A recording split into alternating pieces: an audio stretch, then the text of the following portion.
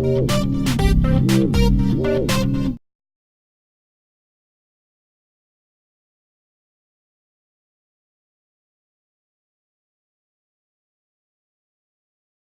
think now is the right time for us to be thinking about our human rights department and the cost of that department relative to the benefit that the average taxpayer in Mason City receives versus the benefit that the average taxpayer in Mason City receives from police and fire.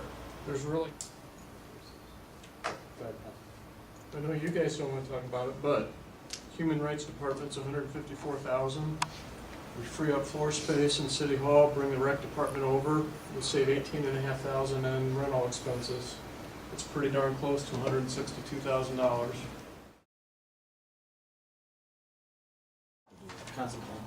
Yeah, I want to get human rights on the table. And well, if we're going to put it on the table, why don't we put it on the table right now? I know there's some that don't want to talk about it, but I do. And in round numbers, we're talking $150,000. That alone would take us down pretty darn close to 8%.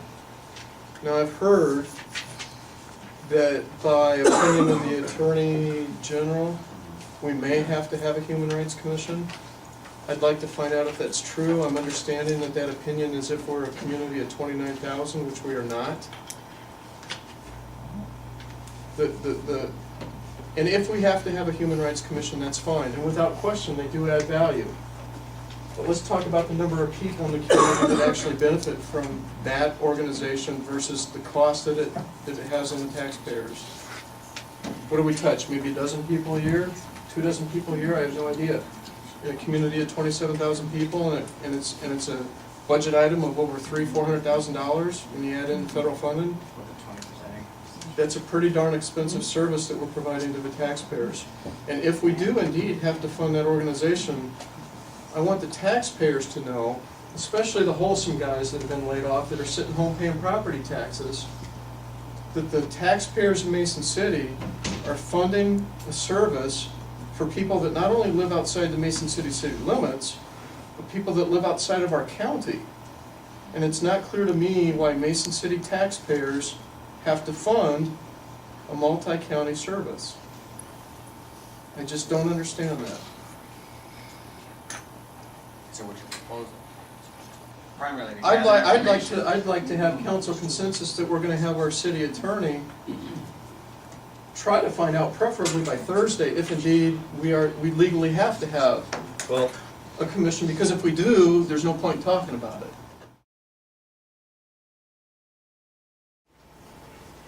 We're not eliminating the commission. The rules don't say, you know, we're looking at the budget, the $152,000 contribution from the city. And again, we can do something about that. When I look at the stuff that was given me, I need some explanations. I don't know. I mean, I agree with you, Councilman Weaver. I took a quick peek at this, and my understanding is this department asked for a 20% increase, which is a pretty impressive increase considering our departments. They've been really doing some good work. And I've reviewed the presentation submitted by a city attorney, and I see that they received about 4,000 complaints last year. And I guess my general feeling is that's a pretty remarkable number. That comes out to about 15 complaints a day, 2 per hour. Honestly, I don't know how a department processes that many complaints, but clearly they did.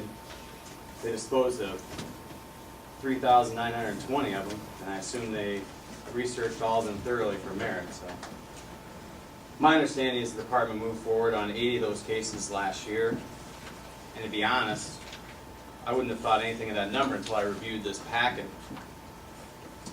And on page 9, it kind of gave me some context. And as it turns out, 80% of 80 of those cases per year is a pretty extraordinarily high number for the state. Quite frankly, it's an incredibly large outlier. And as it appears that the department moved forward on a higher number of cases than every city in the state, with the exception of Davenport. And they're quite frankly, they're 3 times bigger than Mason City, so. This department, per capita, pushed more cases or accused more people of human rights than 223% more times than Davenport, 238% more cases than Waterloo, 323% more cases than Sioux City, 341% more cases than, which one was that? Iowa City. 452% more cases in Dubuque, 570% more cases in Cedar Rapids, and believe it or not, 1,183% more cases in Des Moines. Furthermore, the department moved forward on 414% more cases than, believe it or not, the Iowa Civil Rights Commission per capita. I mean, we got to be clear, the department leads the state per capita in prosecuting cases, and nominally is number 2 in the state, and we're, depending on what you believe, between 30 and 27,000. I guess, you know, part of my question is, this council to believe that Mason City's employers and landlords take for granted human rights more than any of the other cities in the state as a whole. I wonder that. Are we to believe that other cities in the state are underserved by their Human Rights Commission? I mean, are the other Human Rights Commissions not doing their job? Including the state of Iowa. The state of Iowa. We outdo them by 414% per capita. As I mentioned, Des Moines, we outdo them by 1,183%. I guess this has been kind of an enlightening budget cycle for a lot of things, but this is the one that kind of caught me more than anything, and believe me, I'm all for human rights. I think it's a remarkably important thing, and I would never support disbanding the commission or advocating for it, because I don't think that one, we have the requirements, and 2, I think we have the need. And I'm aware that I don't have a vote on the budget, so. But I think they're valuable questions, and I hope you guys are thinking about